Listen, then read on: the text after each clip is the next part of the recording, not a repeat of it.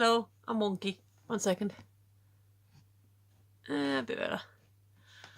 Hello. So it's Wednesday night. I'm very tired.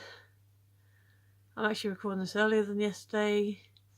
I might still go straight to bed afterwards. Excuse me.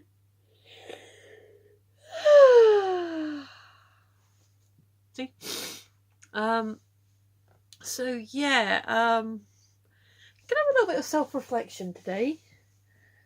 Sorry, I'm looking at my hairbrush, got a comb. A little bit of self-reflection today, where I realised that I may not always play well with others. Now, that's not to say I'm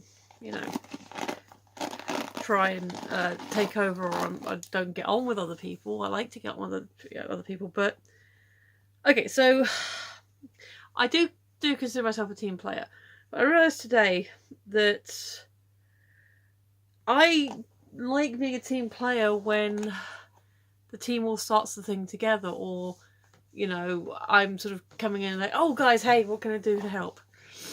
Now, the other person in this story today did nothing wrong. She did exactly what she was told to do. She didn't even get across purposes with me. And to be fair, her work and input, her help was actually very useful. So what happened was I was tasked with labelling up these 500-gram bottles of glue, so the slightly bigger tubs. And kind of like this sort of size. And you put the label round all the way around, so it's like a gap like that, and you got to make sure it's straight, and the two ends of the label match. Sorry, just look for that lid. The two ends of the label match up. So you got a sticker on the bottle, then you got to put in the box, which you need to make up yourself.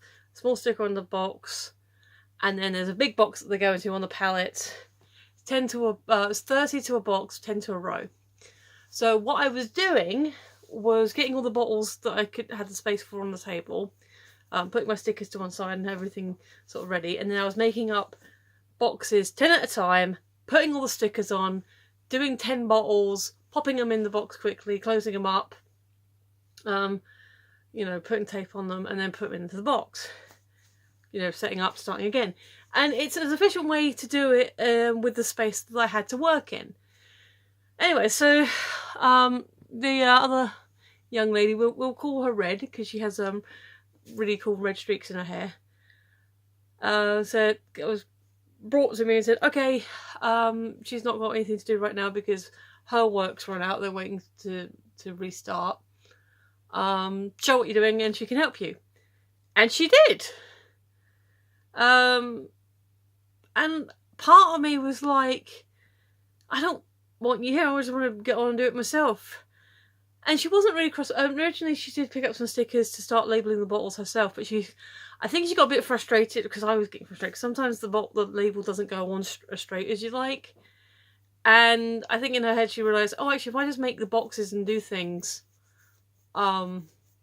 then that's easier. And it was. She was making the boxes and I was passing the bottles over, and she wasn't like moaning or huffing at me because she was waiting too long for a bottle to come over, because sometimes I would struggle with a label and I'd be like, oh, for God's sake. I think we kept good pace with each other. I was sitting down to do the task because, doing dozens of bottles, leaning over is going to hurt your back.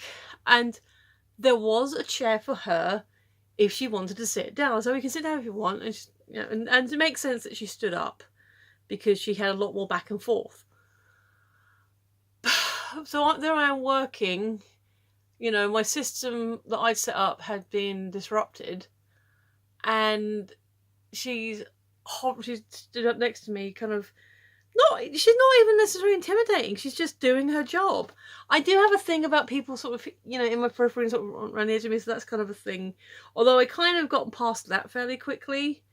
But it's just like, and I was actually thinking through what I'm saying now.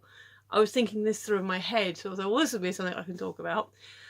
And but part of me was like, oh, I mean, yeah, she's being helpful and she's been pleasant enough, and we didn't really chat much. Don't know if she's naturally quiet or because of the language barrier, because she's Polish, and that's not against her. She, like I said, she's a lovely lass. That what interactions I have had with her, but prior to today, you know, has always been, you know, polite nodding. She's one of the people that I get on the bus with in the morning, and so yeah, and now I know her name.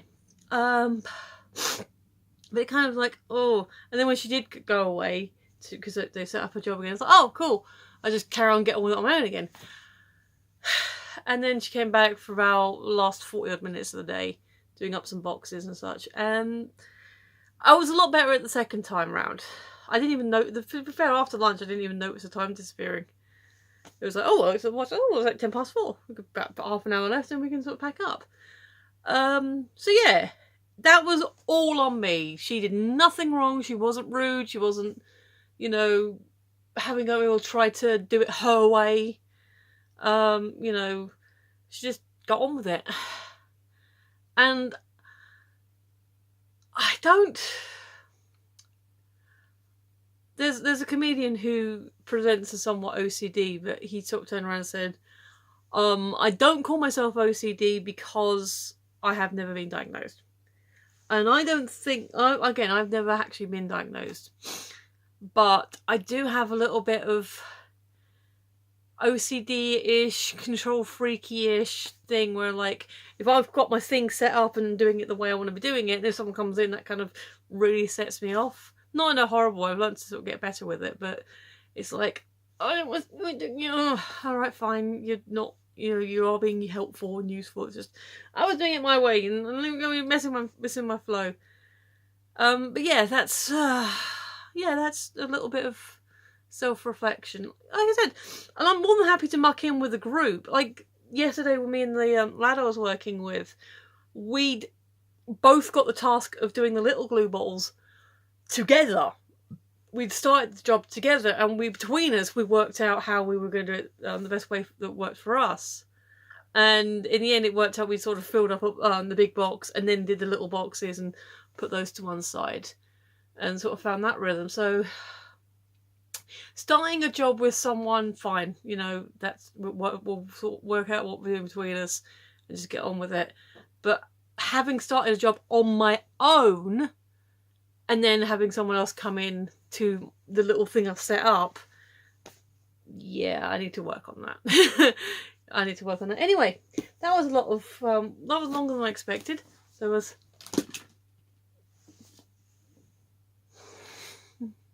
Let us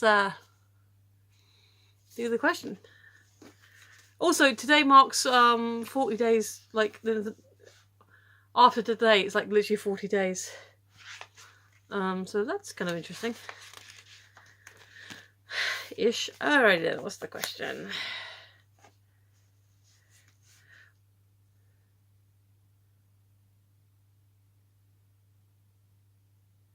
What's a strange sport you wish you knew how to play? Why do you want to know how to play it?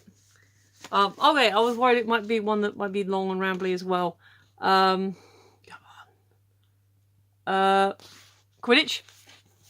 And because. Because why not? Because I'm a Harry Potter fan and it's one of the sports that... Why wouldn't you want to learn how to play Quidditch? I'm trying to think if there's any real world... I know there is, like, people do Quidditch, they sort of roll around with brooms and, you know, on a normal field and just... That's just netball / football / basketball / whatever with brooms between your legs. Your little plastic things between your legs. That's not Quidditch. I don't know if there's any, like... Oh, actually... figure skating. I've always wanted to be a better ice skater, and I think the ice dancing rather than like speed skating, maybe ice hockey.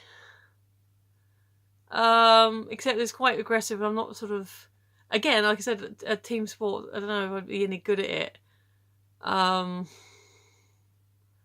wasn't there one of the characters in Mighty Ducks, an ice dancer and a hockey player? I guess the two can work together. But I've always enjoyed the idea of getting better with the skating, with the ice skating. And we used to have a rink, and I didn't go much when I was a kid. My sister went all the time, but I didn't really go much as a kid. And then by the time I moved back into town, I could afford to go. It wasn't there anymore.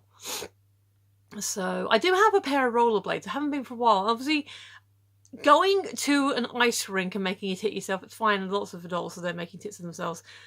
Going around on rollerblades at my age, especially, well, I don't want to do it in this weather, there isn't a whole lot of even ground to go over. Like, there's the best place to do it probably would be the car park over the road. But again, a 24-hour store, you know, when you're going to really get a chance to sort of go around. But yeah, ice skating, better at ice skating generally, and you know, learning some ice dancing moves or a little bit of hockey. Because I did play field hockey a few times at school, but I never really liked it. Again, because I'm not into sports generally, but something about, I guess there's a speed of it. I'm going to go with my initial instincts and say ice dancing is a sport because they are athletes. They are very, very fit, very skilled people. And I do consider it, especially, and it is an Olympic sport. It is in the Olympics, therefore it's a sport. So, yeah, I'd say ice dancing for real world sport, or, you know, but skating in general, sort of bring that all up. And any kind of sport, Quidditch. Because who wouldn't want to fly around and throw balls at each other? Position-wise, since we're talking Quidditch, my eyes aren't good enough to be Seeker. Although I do tend to do these things in the periphery there, but I don't know if I've got the right depth perception either. Same problem with Keeper, which leaves chasers or beaters. I'm not brilliantly coordinated. Like, you throw things to me and I'm not a very good catch, so I guess I would have to be a beater. And I'm pretty good with a bat. So I have been, actually, when I do bat sports, I've done baseballs and rounders and that, I've not been too bad. Weird, I said I can't be a seeker because my coordination and my eyesight's not brilliant, but when it comes to bat and ball, I actually am a bit better at that. I don't know. But yeah, so fantasy sport, Quidditch, real world sport, ice skating, ice dancing, that kind of stuff. Maybe a bit of hockey and to just maybe not hockey to actually join a team, but to learn the basics and sort of what's involved in it and do some exercises. That'd be kind of cool. So yeah, I'm getting tired. This is going longer than I expected it to. So I'm gonna say, if you have been, thanks for watching. You're awesome, and I completely appreciate you. I know I keep disappearing off the top of the screen. There you go. Anyway, if you have been, thanks for listening. Thanks for watching. Thanks for just thank you. I've been Michelle. You've been listening, and I will see you tomorrow. Bye.